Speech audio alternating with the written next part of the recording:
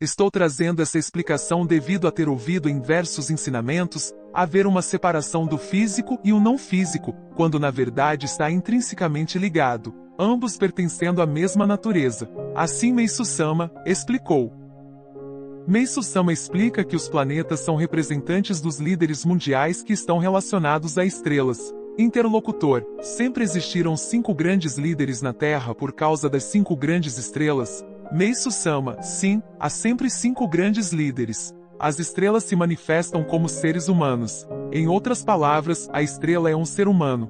Reverendo Ajiki: Júpiter é madeira, Marte é fogo, Saturno é solo, Vênus é metal e Mercúrio é água. Na filosofia chinesa, os elementos do universo são os mesmos. Se aplicarmos esse princípio a uma escala menor, a América também seria Mercúrio. Os 5 grandes líderes espirituais estariam entre os políticos, líderes religiosos, etc. Cada um teria um caráter diferente refletindo um dos elementos. Trecho: A Luz que Guia, volume 2.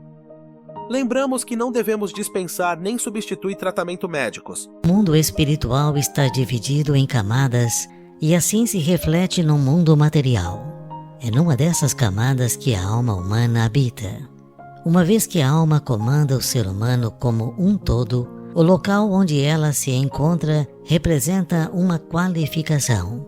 Se a qualificação da alma estiver elevada, significa que não há sofrimento algum. Saúde, o que devemos saber em primeiro lugar é que sua essência consiste na adaptação e no respeito à natureza. Antes de mais nada, deve-se pensar: com que objetivo Deus criou o ser humano? Segundo nossa interpretação, foi para construir um mundo pleno de verdade, bem e belo. Imagino que uma teoria incomum como essa seja difícil de ser aceita de imediato.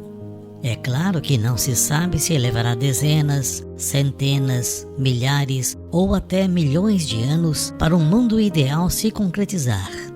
Contudo, não se pode negar que os fatos do passado nos mostram que o mundo vem caminhando passo a passo nesse sentido. A verdade é que Deus é espírito e o ser humano, matéria. Ambos, espírito e matéria, estão conjuntamente empreendendo uma evolução ilimitada. E não resta dúvida que o ser humano é o encarregado disso. Em consequência, sua responsabilidade é realmente enorme. E a condição fundamental para a execução dessa obra grandiosa é a saúde. Assim sendo, Deus atribuiu uma missão a cada pessoa, concedendo-lhe, logicamente, a saúde necessária para cumpri-la. Com efeito, se ela perder a saúde, o sagrado objetivo de Deus não será alcançado. Tomando essa lógica por base e refletindo profundamente, concluiremos que a saúde é o estado original do ser humano e deveria ser o normal. Logo, é surpreendente que ele adoeça com tanta facilidade, ou seja, que seu corpo entre em estado de anormalidade. Sendo assim, compreender com clareza essa lógica e fazer com que o ser humano recupere seu estado normal de saúde está coerente com o objetivo de Deus. Nesse sentido, o que descobrimos quando analisamos o estado de anormalidade do corpo humano? Descobrimos que esse estado é devido às ações contrárias à natureza. Em vista disso, a verdadeira medicina é a que restaura a normalidade do corpo humano, ao perceber tais ações e corrigi-las. Esta é a forma correta da medicina, seguir o que é ser contrário à natureza. Quando nasce, o ser humano alimenta-se de leite materno ou de leite animal, pois ainda não tem dentes e seu aparelho digestório recém-formado é muito frágil. Gradualmente, porém, nascem-lhe os dentes, e à medida que suas funções orgânicas se desenvolvem, ele começa a ingerir alimentação adequada. Existe uma grande variedade de alimentos, cada um com sabor característico. O corpo humano, por sua vez, está dotado de paladar para que a pessoa possa comer com prazer. Além disso, o ar, o fogo e a água existem em proporções necessárias à sua saúde, de modo que tudo foi criado de maneira realmente perfeita. Quanto ao corpo humano, vejamos, do cérebro se originam a razão, a memória e a emoção. Os objetos são criados com as mãos. A locomoção é feita livremente por meio das pernas. E o corpo está provido de partes necessárias como cabelos, pele, unhas, olhos, nariz, boca, ouvidos, etc. Acrescente-se a isso que o corpo todo está coberto de pele, a qual ressalta a beleza humana.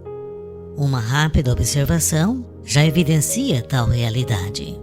Numa análise mais profunda, conclui-se que o corpo humano é uma maravilhosa obra da criação, difícil de ser expresso por meio de palavras. Quando observamos uma única flor ou folha, os rios e as montanhas com sua beleza, inclusive os pássaros, os insetos, os peixes e outros animais, não podemos deixar de sentir grande admiração pela extraordinária arte divina. O ser humano é especialmente a obra-prima do Criador. E no que se refere à sua reprodução como forma de preservação da espécie, ela é tão perfeita que ultrapassa o limite das palavras. Assim sendo, o corpo humano é a obra máxima da criação divina. Devemos, pois, pensar bem sobre quais erros contrários à natureza estamos cometendo para a ocorrência das anormalidades chamadas doenças, que impedem a atividade humana. Eis um ponto que merece profunda reflexão por parte da humanidade. Por Meixo Sama, O Pão Nosso de Cada Dia, volume 2, poema 147.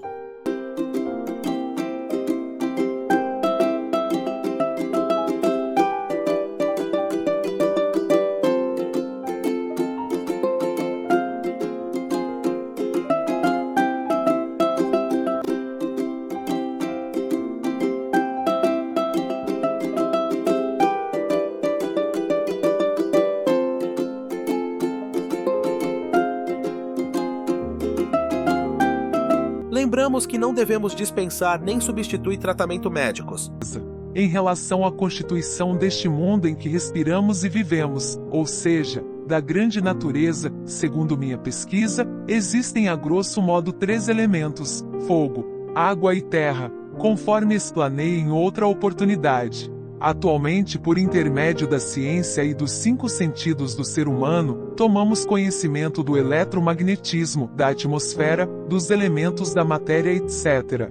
Meu propósito, porém, é falar sobre um componente etéreo, ou seja, a energia espiritual, que ainda não pode ser conhecida por meio da ciência e dos 5 sentidos. Até hoje, a expressão energia espiritual ou espírito tem sido muito usada, mas ficou circunscrita à religião ou à parapsicologia. Consequentemente, a palavra espírito foi associada à superstição. Não só isso, tornou-se praxe a negação do espírito como condição para ser considerado intelectual, mas não é bem assim. Na verdade, a energia espiritual é a fonte da surpreendente forca da qual dependem o nascimento, o desenvolvimento e a transformação de todas as coisas deste universo. Chamo-a de força invisível. Sendo assim, chamarei o mundo conhecido simplesmente de mundo material, e o desconhecido de mundo espiritual. Como lei universal, todas as coisas do mundo material se originam e se põem em movimento, primeiramente, no mundo espiritual. O mesmo se dá quando movimentamos nossos braços e pernas, em que a vontade é que se move primeiramente. Contudo, os estudos de até agora tinham por princípio a busca de soluções apenas com base nos fenômenos do mundo material, e esse é o motivo por que, embora se admita um avanço da cultura, o bem-estar da humanidade não acompanhou esse progresso. Portanto, para resolver qualquer questão do mundo material, é necessário solucioná-la primeiro no mundo espiritual. Nesse sentido, mesmo no caso de doenças, é necessário curá-las a partir do mundo espiritual, ou seja, o verdadeiro método de tratamento consiste em tratar o espírito por meio do espírito. É evidente que o corpo humano é constituído de um corpo espiritual, referente ao mundo espiritual, e de um corpo material, pertencente ao mundo material. A doença, conforme já tenho explicado, é a purificação de toxinas solidificadas, ou seja, é o processo de dissolução dessas toxinas. Esse processo aplicado ao corpo espiritual se configura da seguinte maneira: as toxinas se apresentam em forma de nuvens espirituais em uma parte do espírito, e a dissolução das toxinas corresponde à dissipação dessas nuvens. Já que todos os tratamentos existentes até hoje buscavam a solução apenas no corpo, eles agiam espécie, em relação à constituição deste mundo em que respiramos e vivemos, ou seja, da grande natureza. Segundo minha pesquisa, existem a grosso modo 3 elementos: fogo, água e terra, conforme explanei em outra oportunidade. Atualmente, por intermédio da ciência e dos 5 sentidos do ser humano, tomamos conhecimento do eletromagnetismo, da atmosfera, dos elementos da matéria, etc. Meu propósito, porém, é falar sobre um componente etéreo, ou seja, a energia espiritual, que ainda não pode ser conhecida por meio da ciência e dos 5 sentidos. Até hoje, a expressão energia espiritual, ou espírito, tem sido muito usada, mas ficou circunscrita à religião ou à parapsicologia. Consequentemente, a palavra espírito foi associada à superstição. Não só isso, tornou-se praxe a negação do espírito como condição para ser considerado intelectual, mas não é bem assim. Na verdade, a energia espiritual é a fonte da surpreendente força da qual dependem o nascimento, o desenvolvimento e a transformação de todas as coisas deste universo. Chamo-a de força invisível. Sendo assim, chamarei o mundo conhecido simplesmente de mundo material, e o desconhecido de mundo espiritual. Como lei universal, todas as coisas do mundo material se originam e se põem em movimento, primeiramente, no mundo espiritual. O mesmo se dá quando movimentamos nossos braços e pernas, em que a vontade é que se move primeiramente. Contudo, os estudos de até agora tinham por princípio a busca de soluções apenas com base nos fenômenos do mundo material, e esse é o motivo por que, embora se admita um avanço da cultura, o bem-estar da humanidade não acompanhou esse progresso. Portanto, para resolver qualquer questão do mundo material, é necessário solucioná-la primeiro no mundo espiritual.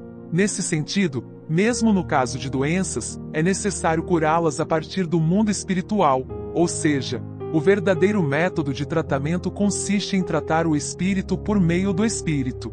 É evidente que o corpo humano é constituído de um corpo espiritual, referente ao mundo espiritual, e de um corpo material, pertencente ao mundo material. A doença, conforme já tenho explicado, é a purificação de toxinas solidificadas, ou seja, é o processo de dissolução dessas toxinas. Esse processo aplicado ao corpo espiritual se configura da seguinte maneira: as toxinas se apresentam em forma de nuvens espirituais em uma parte do espírito, e a dissolução das toxinas corresponde à dissipação dessas nuvens. Já que todos os tratamentos existentes até hoje buscavam a solução apenas no corpo, eles agiam de forma contrária e por isso, não eram a verdadeira solução da doença. Dado que a dissipação das nuvens do corpo espiritual é a regra básica da cura das doenças, qual é a força necessária para extingui-las?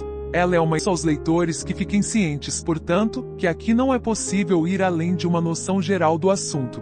Antes de explicar o que é o corpo espiritual do ser humano, torna-se necessário saber o que é a morte. Quando o corpo físico se torna incapaz de continuar desempenhando suas funções devido ao envelhecimento, doença, ferimento, perda de sangue, etc., o espírito se separa da matéria. A esta separação chamamos de morte. Dessa forma, a morte se dá quando o corpo espiritual abandona o corpo material. Com a morte, se decompõe e retorna à terra. Pelo exposto, compreende-se que o corpo espiritual é de vida infinita, e o corpo material, uma existência secundária e finita. Consequentemente, ao lidar com as questões do ser humano, o corpo espiritual deve ser o verdadeiro alvo. Finalmente, a ciência moderna está descobrindo a existência de uma espécie de radiação em todos os seres vivos, inclusive nos vegetais e até mesmo nos minerais. Segundo minhas pesquisas, a radiação do corpo humano é de natureza superior, pois, como os antigos diziam, o ser humano é o mais elevado entre todas as criaturas. Quanto mais elevado for um espírito, maior é o grau de rarefação de seus elementos, e quanto mais aumenta o grau de rarefação do espírito, mais difícil é detectá-lo por meio de equipamentos, o que contraria a visão materialista. Desse modo, é muito mais fácil perceber a radioatividade nos minerais e a fosforescência nos vegetais, por serem espíritos de nível inferior. Assim, quanto mais rarefeito for o espírito, mais aumentará sua força. A compreensão de tal princípio é muito importante. Apesar da radiação emitida pelo corpo humano ser a mais forte, dependendo da pessoa, essa radiação apresenta enorme diferença que está além da imaginação. 5 de fevereiro de 1947. Alicerce do Paraíso, volume 2.